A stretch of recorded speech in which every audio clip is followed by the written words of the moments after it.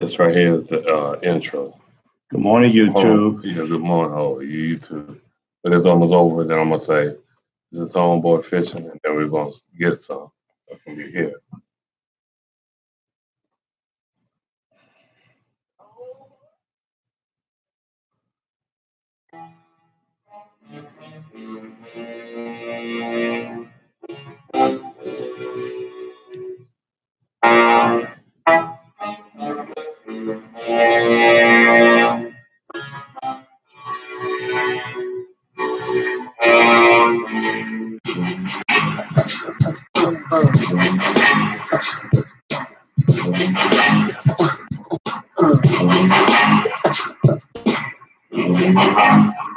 Get out!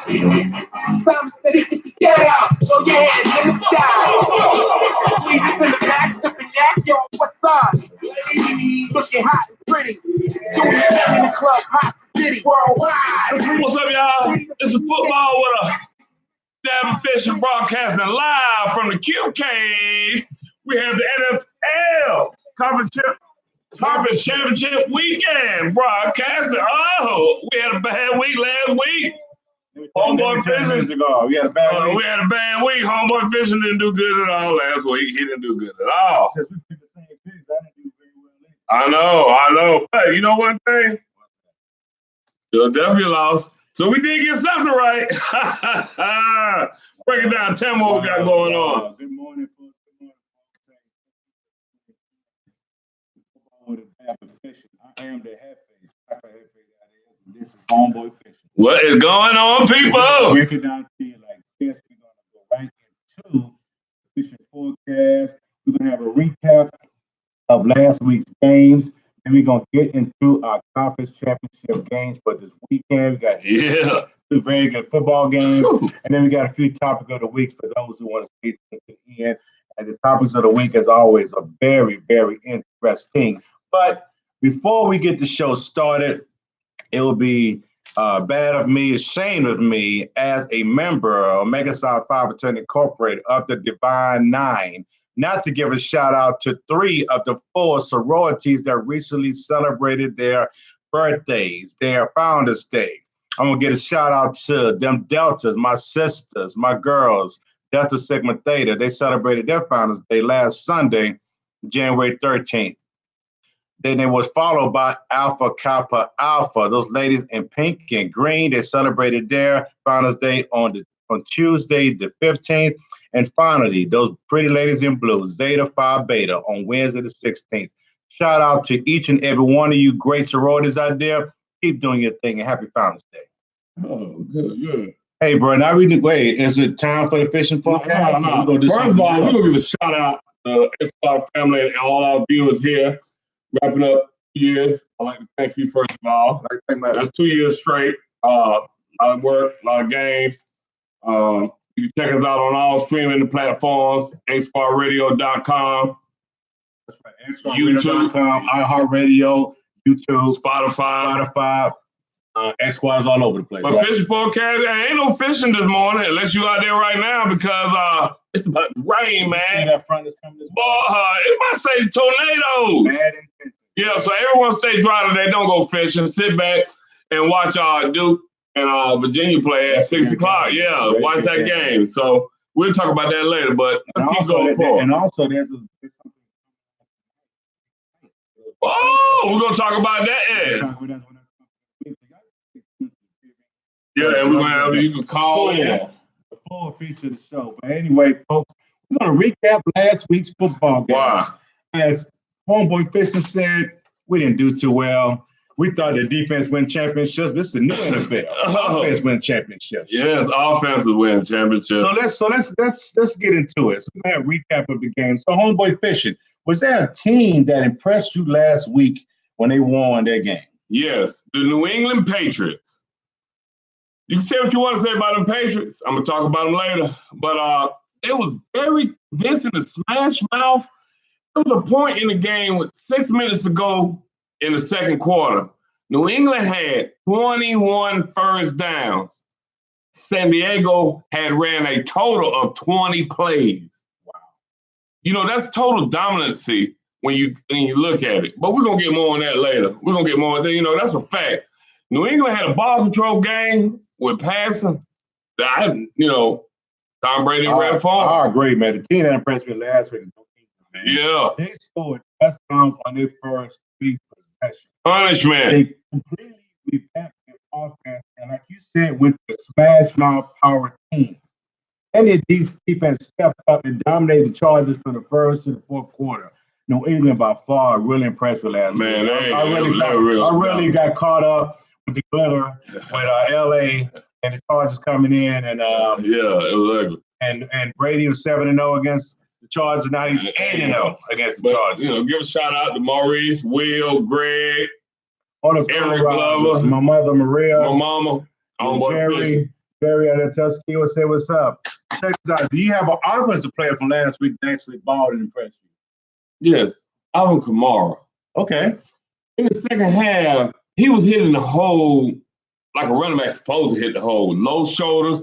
He was cutting through them. He was punishing them, gashing them for 7, 8, 9 yards of carry. And if you ever played the sports, when a running back starting to average 6 to 7 yards of carry, he's pretty much dominating you. And they did that slow grind on those Philadelphia and just walked them down real slow. Drew Brees is always calm, cool, and collect. But I think when Fletcher Cox went out, they exposed the Philly inside with those 2 running backs. And then old stiff neck Maurice Eagle, who run like he running from I don't know what he running from, but he broke one last week and they just wore him down. Alvin Kamara. Woo! Yeah. We'll talk about that more later. Kamara was your player. Personally, I have to admit, Nick Foles really impressed me. Oh, Nick! Say Nick, what you know? Hey, check this out, folks. As part of my recovery plan, I have to admit when I hate. And I'm a Nick Foles hater. You ready here? So, man, I'm glad I got that off my chest. Hey, I'm a Nick Foles hater. You should know that. But he did impress me. He does step up when it counts the most. He gave Philly a really good chance at winning that game and beating the Saints. Not for a missed routine catch from Alshon Jeffrey, who's been dominating all game long. Hey, you could possibly be saying that Philadelphia could have made a second improbable Super Bowl. But you know one thing? They did not. They did not. And also, partner. But also, y'all lost. Really, what you going to do? Because he won't be back this year. I know. They already said they're going with the red-headed boy from London. Who keep breaking his back. My neck. My back. But we talk about that team. We talk about an offensive player. We have a defensive player last week that really balled him. Not a player, but the whole team. New England Patriots. Like you said earlier. The whole team stepped up and they was cracking. They shut down everything Phillip had. Correct. Defensive end stepped up, linebacker play stepped up, cornerback play stepped up. Like I said, 21 first downs versus 21 plays. Well prepared. I see Tweet has already jumped in wagon from Miami. Yeah. To New England. Hey, Tweet, do you know what y'all trying to get as a coach? Do you think they're going to win? Who? Miami, dog. You're not going to the playoffs, Eric Glover. My defensive player last week was from the same team, which is Philadelphia. Defensive tackle, Fletcher Cox. He went out, though. This big dude did not lead the sacks, but he is almost unstoppable when he puts his mind to it. When he was in the game, he's running for his life. Yeah, he went out and they got exposed. But someone that big, fast, and strong tigers quickly like a bullfight. But I know Drew Brees is glad to see the last of that cat this year now, but he's going to face another bull this week in Aaron Donaldson, so he better be ready. And that was my player that impressed me last week. Fletcher Cox may come to Carolina, bro. Ooh-wee. So he went out of the game?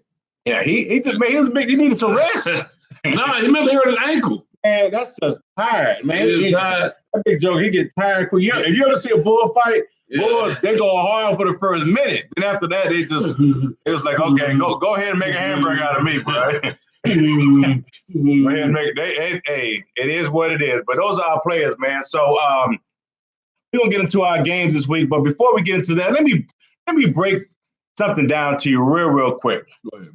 The playoffs in general, this is another win for the NFL potential TV viewers. 74 points were scored in last year's playoffs in the Super Bowl with New England and Philadelphia. And some people view that as one of the best Super Bowls ever, especially Philly fans. Yeah. With the conference championship games today, expect more of the same. Yards per game. All 4 teams are in the top 4 in the playoffs this year, and 3 out of the top 5 during the regular season. Points per game. All 4 teams are in the top 4 in the regular season and in the playoffs. Yeah. So look for offense, and more offense. We would take a defense. The new NFL, you're right, is not offense. It's not defense, it's offense. Because offense wins championships now in the new NFL. I just want to get that disclaimer because this weekend's game, you should see plenty points on the board. Plenty of points on the board. Points put on the board. So it should be an exciting matchup. But hey, you ready to get this thing started? Let's get it started. As you can see, we don't sing. And that's the reason why. Yes, sir. What was those old Memorex commercials? The glass are cracked? Yeah. Yes, sir. All of my windows shattered just now. Check this out. In the first game, you got 14-3, the LA Rams at 14-3 New Orleans Saints. The Saints are 3.5 home favorites. The over and under is 57 points. Now, do you know what over and under is, viewers? Yes. I hope you do. Explain to them, please. Over and under is that if you're betting on this football game, you win money if both teams combine to score more than 57 points. If you go with the over. If you go with the over. With the under, you win money if both teams score under 57 points, and you bet on that. And you lose on the tie. So that's how over and under works. Good morning, Jeanette. Thanks for tuning in. Let's get to that first game. So I'm going to let you get this one started. LA versus the Saints. Talk to me. Okay, people, here you go. This is what we've been waiting on. My prediction. Because you know why? I don't care about what you think. I don't care about what you think. I don't care about what you think. All I care is about what Homeboy. I ain't heard that in a while. I ain't heard that in a while. I had to come back out with it. He don't care about what no one thinks. Gotcha. Okay, people, here you go. You got Jared Goff. He's 24 years old. Third-year pro. 6'4", 220 pounds. 2-time Pro Bowler. His 3-year completion ratio is 62%. Now, time out. Jared Goff went to the Pro Bowl? What? He must have been a substitute. Yeah. Okay. All right. Now, here goes the other guy. Drew Brees. 40 years old. 40 years 16 years older than Dan Jericho. 18 years pro. 6 foot, 209 pounds. So you know they put stuff on you in the NFL. So in actuality, maybe 200. 12-time Pro Bowler, even a Pro Bowler this year in 2018. First team All-Pro, 2-time Player of the Year, 7-time passing leader, 4-time touchdown leader, 2-time passing rating. That's this year, 2018. He led the league in passing race.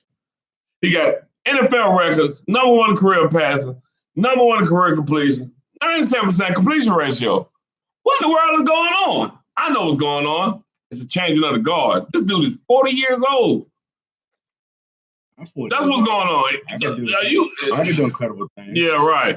Yeah, right. Yeah, here you go. What? It's 16 years different. Look. Drew, what are you drinking? Let me know. Because if I fall right now, I'm so for days. I couldn't imagine being here. You call, you are so for days. Man, if I fall and hit my hip. Last week, you was pounding his chest and you solid muscle. Because, I told you, I'm a retired wrestler. I'm like Ric Flair of his prime. Past his prime. But anyway. Dusty Road. Wahoo McDaniels. Anyway, Jared Goff, skinny California boy. People are saying, is he ready for the big time? Listen here, people. He's been ready for the big time since he started playing football. This kid been groomed to play football. That's what he does. He played big-time college football, and he ain't no rookie, so he is ready for the big game. But Peyton, he's going to protect his 40-year-old guy. And by him protecting Drew got weapons all around him. You got Thomas.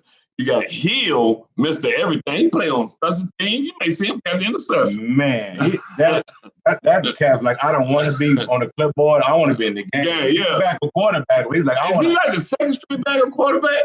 No, I don't know. Because Teddy didn't do much against Carolina, so he might be a second string quarterback. I don't know. I think he's a second string punter. The kicker. He's a big everything. But remember that name. Yeah. Alvin Kamara. Ted Ginn, which came from Carolina, he just makes the defense stay honest when he's on the field. So he's fast, so your safety cannot come up. That's going to release Ingram, no net, to break loose. And Goff he got weapons too. He got Gurley, Cook, Woods, Cooper Kupp. That's their equivalent to Tyson Hill. But guess what? He's injured. He's out. That's going to play a major factor. And they also got C.J. Anderson, which Carolina did not run that one time, and now he's on the championship team. I'm so upset. It's been an old school type of game. Donovan Sue will be kept in check and will not get to breathe. Because they will make sure that don't happen. They'll take a page from New England Patriots. You heard it here first. They would take a page from New England Patriots, short pass them to death because they got so many weapons. And by the way, Talib Akid, the defensive back, you can't stop Thomas. He's way too fast. You too old. He's too slow. So New Orleans in the close one by 7. But P.S., this right here goes out to all my Atlanta Falcons fans. Okay? How dare you say you don't want New Orleans Saints to get to the Super Bowl?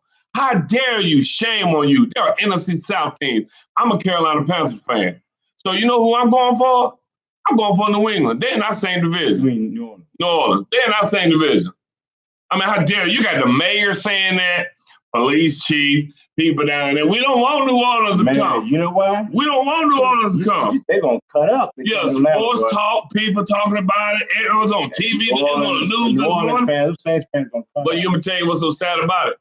There are people that play for New Orleans. Alvin Kamara is one of them. That guess where he's from? I'm assuming he's from Atlanta. He's from Atlanta. Good morning, Zach. What's up, cuz? So you said New Orleans by 7. New Orleans by 7, but shame on you, Falcons. Well, the Jefe has a different opinion. Oh! Uh-oh. Let me tell you why. Tell me why. This game can go either way. Hit the point spread on 3.5 points. These are very similar teams, so it was inevitable that they would meet to represent the NFC in Super Bowl 53. Last week, we all witnessed something last week. What did we witness?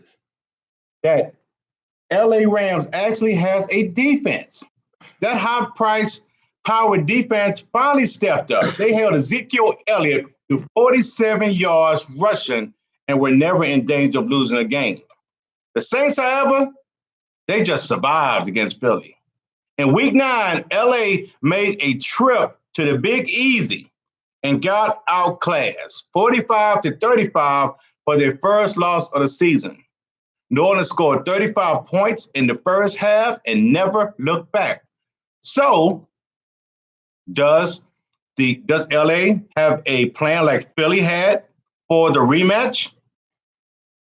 In the first rematch, LA had just signed defensive end Deontay Fowler to rush the passer because they needed some added pass rush. Correct. From the University of Florida and put his knee up his first day of training camp. So he's relatively. They signed him, but he didn't play much that first matchup. And Talib did not play at all. He's a dirty player. Hey, he's an older player. You gotta break the rules a little bit, bend the rules. Let me say that here. And he's slow. And also, a second running back has emerged from the Rams backfield. Now they have their own 1-2 punch. Former Panther and Broncos C.J. Anderson looked like a man last week. Huh? Why we didn't run? Man, I don't know. He looked like a man against Dallas last week, and he gave plenty of Cowboy haters a lot of mean material because he ran right through the Cowboys. We all know about Drew Brees, a quarterback. We all know about Alvin Kamara, Ingram, a running back.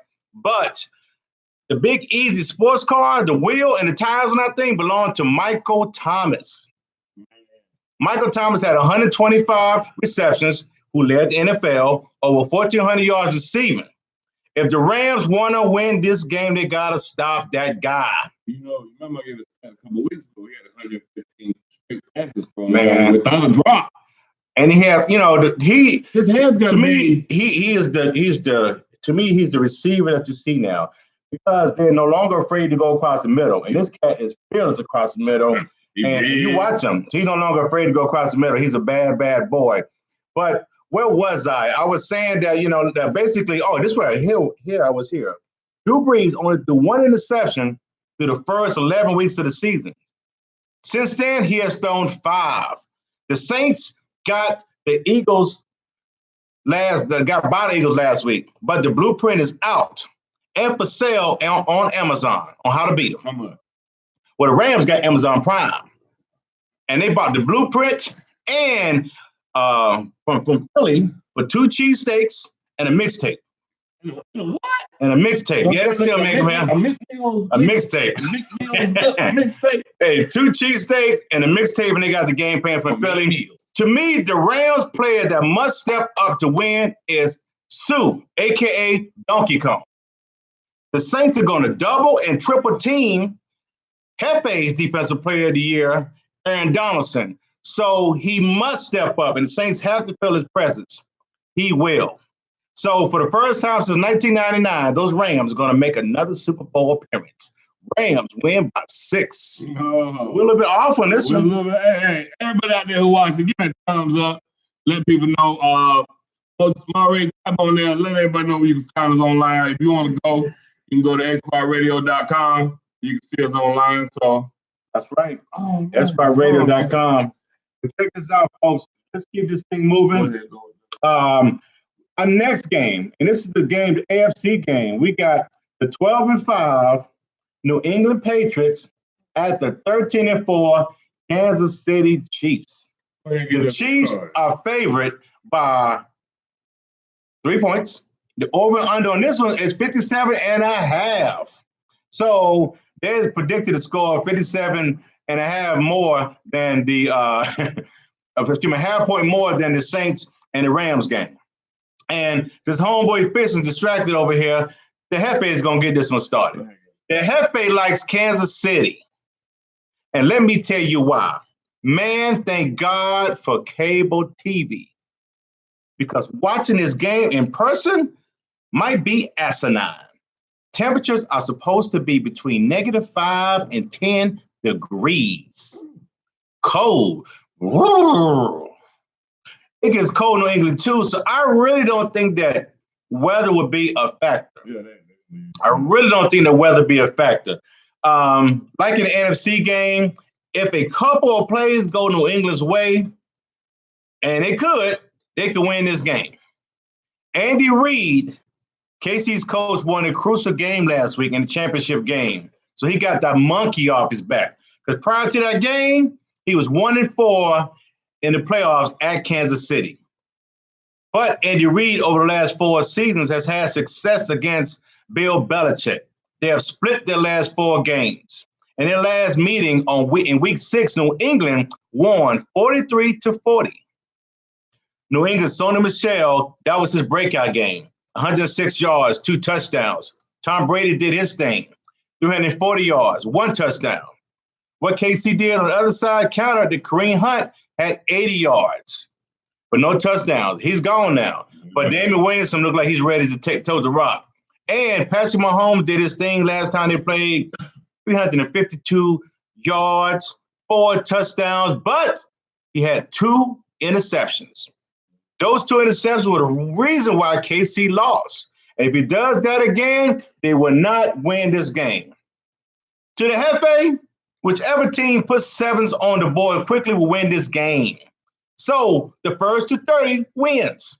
As I pointed out earlier, both teams were in the top 4 in scoring offense. So they're more than capable of scoring 30 points apiece.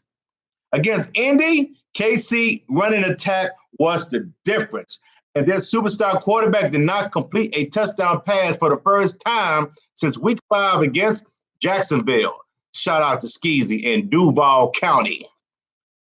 But I don't expect him to go over again. He must play well because New England's defense will be well prepared and has stepped up over the last 3 games, holding opponents to only 65 yards rushing per game. If KC cannot stop the run, then New England will advance to its 8th Super Bowl. Here's my player that must step up in this game. His name is Eric Berry. Although he's only played in 2 games this year, KC purposely did not put him on the IR for games like this. So, can KC get to Brady early and often? Can New England run the football against one of the worst run Ds in the NFL? Can the old man, Brady, outdo the young gun, Patrick Mahomes? Like I tell the young Qs, it's your time, dog. It's your time.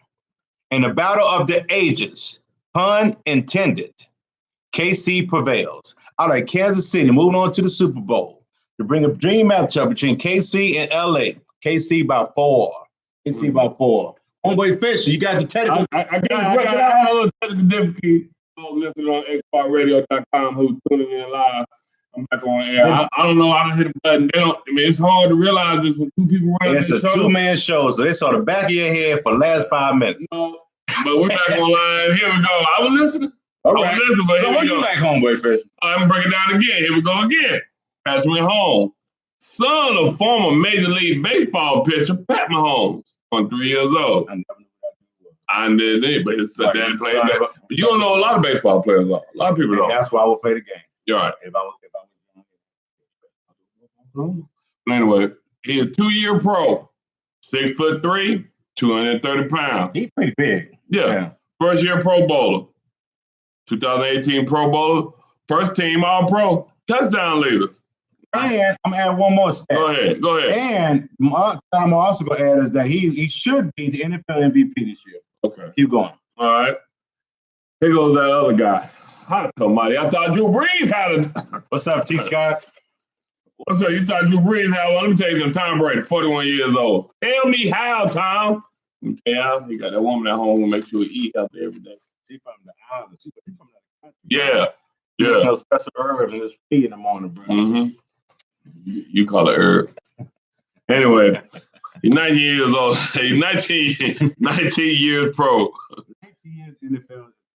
Pretty, especially at the quarterback position. 6'4", 225. So, you know, we look at Tom like he's little. He's a pretty tall guy. All right, here you go. I'm gonna take this big breath. 5-time Pro Bowl, Super Bowls, 4-time Super Bowl MVP, 3-time NFL MVP, 14-year Pro Bowler. From 2018. 3-time first team All-American, All-Pro, 2-time Offensive Player of the Year. NFL records, most games won by the quarterback, most Super Bowls won by the quarterback, most Super Bowls played by a quarterback. Super Bowl MVP the most. I couldn't keep going. I can't keep going. I'm sorry about that. But so all those stats, who gonna win the freaking game, man? All right, look, man. We was in the barbershop talking about this yesterday. Okay. Yeah. Barbershop talk. Listen, he's a GOAT, but I can't stand it. He's the GOAT, but I can't stand him. But why hate on somebody who can beat you off of his brain and an eye on? Brain. And he got Pinky and a brain on this team. Here we go again. Everybody know KC is leading everything. Passing, scoring, flashy plays. Last week, the defense finally showed up and shut down Mr. Luck. So with lightning strike twice, except Putin. No, you see what happened? No, it won't. That way, lightning can strike twice. All right, now we got to see what Belichick got in store for the Flash. On October 14th, Brady won that one in a thriller, 43-40. Yeah. So what do you get? The high's supposed to be 32, like you was talking. The low's supposed to be 21. It's supposed to be that high, bro. I don't know. But anyway. But that's New England type of weather. How many games they don't want that type of weather? They say the same way it's cold. But this is the first time ever the conference championship been held in Arrowhead Stadium. So they ain't never played this late into the season. Okay. All right? So, Belichick defense going to keep. People wonder, you sure? He kept Rivers, or old school quarterback, baffled last week. Did not know what to do. Big Willie. What's up, Big Willie? Congratulations, man, on he won Salesman of the Year. Salesman of the Year, T. Willie. You should have said Homeboy Fishing, get some. Yeah, for sale popsicles. I mean, they scored, like you said, last week, New England took the ball and they scored on every drive. But T.Y. Hilton is averaging 138 yards versus Patriots. That's the most any one player has done since 1970. I mean, he punishes New England. Could you imagine living in a house with T.L.? He's probably hyper. He probably can't sit down. He probably do everything fast. I know. I'm amazing. But I think Belichick will be ready for him to hold him in check. So what will Brady do? As you seen last week, Sony Michel had 3 touchdowns. That has boosted his rating, his heart, his everything, and turned New England into a ground and pound game, but with short passes too. And I mean, the 40 is the new 20 now, I guess. 40 is the new 20. Yeah, that Jay-Z remake. 40 is the new 20 because I told you earlier, Breed's going to get there, NFC South shout out, and Brady's going to get there. This will be the first AARP Super Bowl. Oh, it will be the big sponsor of it. The Jerry Call Bowl last week. Now we got AARP. We got the AARP Super Bowl. Watch they take over all special. And New England in the closing by 7. But one more time, shout out to all my ATL fans. Of course, you hating on Tom Brady. Don't worry about it. Your holiday is coming up, Atlanta Falcons fan. March 28th. All drinks on me. That's official. NFL Falcons Day. You know why? I have no idea. Because when they went to the Super Bowl, they had a 28-3 lead on New England Patriots. That's March 28th. You gonna bring that up? Yes, March 28th is the official NFL Atlanta Falcons party. All drinks on me. Y'all got beat by. You remember that song, hey, bro? What you doing, bro? All drink. You gotta be a Falcons fan. You gotta be a Falcons fan. Last night I went to the game. He said, "Go have yourself a drink." His cabinet, bro. I looked at that. He had a bottle of great Mad Dog 2020. I sat there and looked at that thing, and I thought about all of the bad moments me and Mr. Mad Dog has had, bro. 328. So 328, you're going to get a lot of that. Mad Dog 2020, we got all of them because that's what y'all was drinking. I messed up everything for the city of Atlanta. That's why the Dome, the new Mercedes-Benz been. Yeah, I think that's what happened. Atlanta plays there, but the MLB is what the stadium was built for. United, baby. United. Yeah. Hey, check us out. Those are our games of the week. If you missed us, go back and check it out. Just a recap here. Homeboy Fishing and Jefe are completely opposites. He likes the old man. I like the young boy. There we go. Changing of the guard. Let's see what happens. Travis Scott said that we swept the Panthers all year. Typical Falcons. I mean, come on, Travis the Bearded Dragon. Anyway, let's keep comb your beard. Hey, check this out, folks. We said we got some topics of the week, man. We're going to talk about a few things. The first we're going to talk about is a big fight that's going down tonight. P. Willie, you having a fight at your house, bro? P. Willie in Dallas. I'll bring some Vienna sausages. He's fried them. I seen that on Facebook. Somebody fried some Vienna sausage. If you know someone who fries Vienna sausage, put it on my page. Stomach ache. Listen, we're going to talk about the Boston match. Check this out. Okay, we got Manny Pac-Man versus Adrian the Problem Bronner. This is for a welterweight title. This is 147 pounds. And I'm going to get this one started with a few things here, and I'll let you chime in, and I'll finish it up. Okay, boxing is the Jefe's second favorite sport. It's my second favorite sport. I love boxing, but only when the matchups live up to the hype. This one has the makings of a good fight. You got the quiet man versus the loud man. Okay, and that's Bronner. That's me. That's Pacquiao, and that's Bronner. You got a man who quotes Bible scriptures during the press conference, and you got another one that calls the white moderator the N-word and says that he don't F with you because of stuff you said on Twitter. You remember what he said? He said, I wasn't talking to you, I was talking to your trainer. Yeah. He said, if I don't F with you, he don't F you either. So that's the type of fight you get. You got the Mouse of Cincinnati versus the Pac-Man. So let's take a quick look at the fighters here. So do you want to get started here, or you want to break down the fighters? Let me break it down. I got a little bit. I got just a little bit. Okay, you say what you got. I got a little bit to say. Manny, I'm gonna give you all these nicknames these people got. I didn't know boxers have that many nicknames. Manny, Pac-Man, / The Destroyer, / this right here is a racist one. The Mexicutioner. I'm out. You know why you got that name, right? Yeah, he's the Mexicutioner. Oh man. And the Filipino Slugger. 69-7-2. Why are you fighting Senior Pacquiao? 39 knockout. Adrian Bronner. Here go his nicknames. The Problem, like you said. Yeah. Little Brother. About them billions. He trying to take it from Floyd Mayweather. Correct. This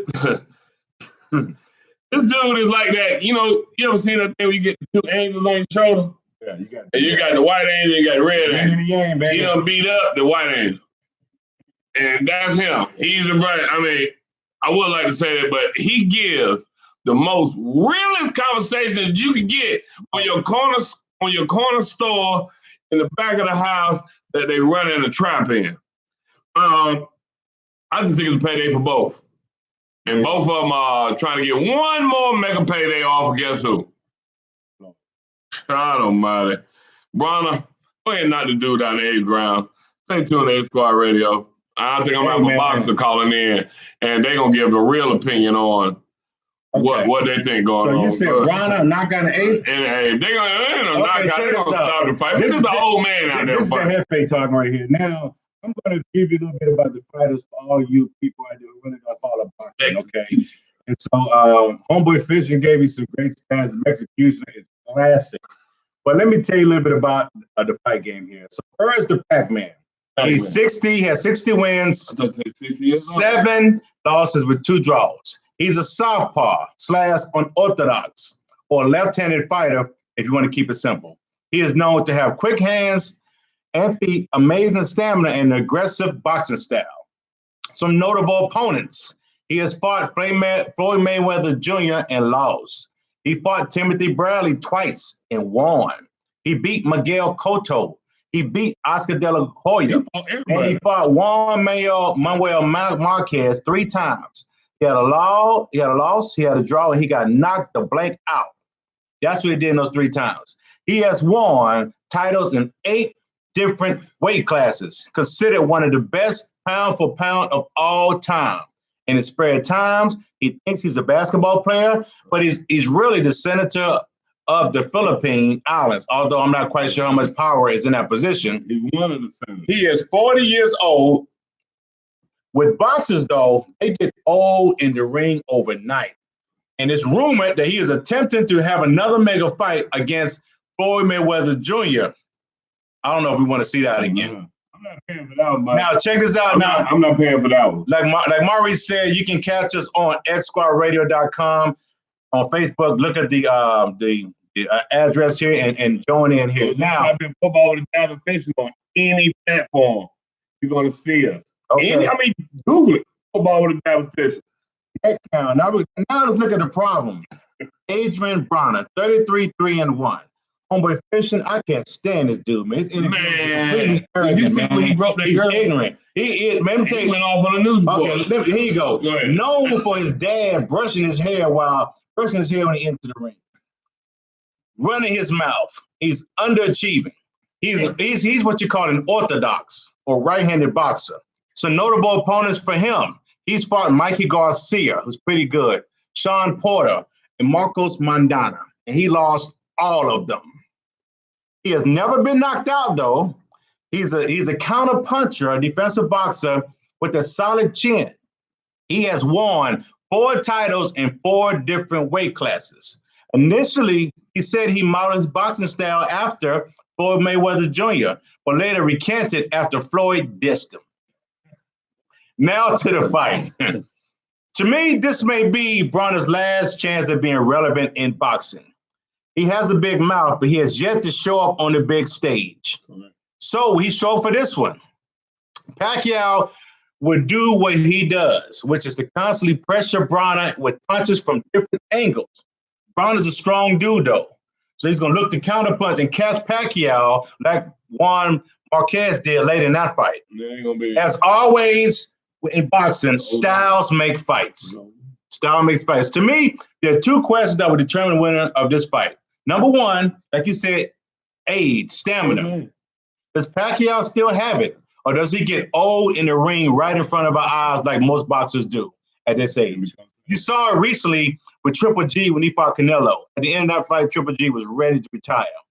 The second question I have is, will Bronner be in the best shape of his life so he can hang in there long enough to catch Pacquiao, like you said, in the 8th round? To me, Pacquiao has already, with a big punch. To me, Pacquiao has already stated he wants to fight Floyd Mayweather Jr. again. He needs the money because either he still owes or just paid the IRS millions of dollars. Bronner has never performed well on the big stage, and I think that trend continues. I do expect this fight to go the distance, but Pacquiao will prevail by unanimous decision. I like Pacquiao by decision. I like Pacquiao. We've been doing the opposite all day long, man. It's okay, though. That's all right, though. It's okay. Hey, folks, give us your thumbs up on that one, or give it a thumb down. Give us your prediction for the fight. Hey, we're going to keep it moving. Here's our next topic of the week. And before I get into it, I'm gonna say the topic of the week. The Homeboy Fishing is going to start a little bit. We're going to take a quick look at college basketball. And the question is, will Duke win it all? Homeboy Fishing, I'm going to let you get started. Yeah. We went them down to the last couple games of the NFL season. So Homeboy Fishing will extend his version of football with the Dabble Fishing and talk about the NCAA and your NBA every Saturday morning. But won't be on Facebook Live. You have to tune in to xsquadradio.com on all your platforms. And once you tune in to X Squad Radio, you can be able to listen to me every Saturday morning, which I'll be having guests. I got Jefe be on there, Lilo ATL, the most interesting Negro, Mo Cheese from the Fish and Grit Show. Maybe a lot of dudes, maybe even professional athlete. But we're gonna keep this thing going about these Duke Blue Devils. I'm just gonna give you a little sprinkle of how we're gonna run this college NBA basketball. Losing Trey Jones was a big loss for Duke, and it made them lose the game versus Syracuse. Trey Jones is the #1 defensive player in college basketball. Do you see the way he pressures the ball? I mean, he's on the ball like, whoo, and he causes disruption, and you just setting up a play. I mean, even with the big loss, he's gone, even though they have Zion. Will somebody please get in contact with JT Barrett and tell him to stop shooting? Shoots way too much. You might never James Harden Jr. But James Harden scored 115 points, and 0 of those points came off assists. 115 straight points, and none of them came off assists. Everything came off ball dribbles. So you know what he is? He's a ball hawk, a Russell Westbrook. That's what JT Barrett remind me of. I mean, and these are just kids. Everyone keep remembering that these are just kids. And this is not a complete team. It takes a couple of years to become that complete team. If you keep track of the tournament, the teams with a lot of seniors usually advance real far because they've been playing together, knowing each other for a while. And I think Duke will not win a national title. Oh, wow. They got too many one-and-dones on the team, and everyone has to look at themselves because the NBA has done what the NFL has done. They have stuck their head in collegiate sports, thinking about the next level. Because now these guys ain't playing bowl games. They withdraw from school if they get hurt. I mean, we caught it. Yeah, we caught it. Now the NBA. We told y'all the NBA done stuck their head. We told y'all. Yeah. Now you see, Scottie Pippen done put out a statement on Twitter saying he was Zion Williams. He said he was Zion Williams. He wouldn't play another basketball game and risk getting hurt. And what is Scottie Pippen? You say Duke is not going to win it all.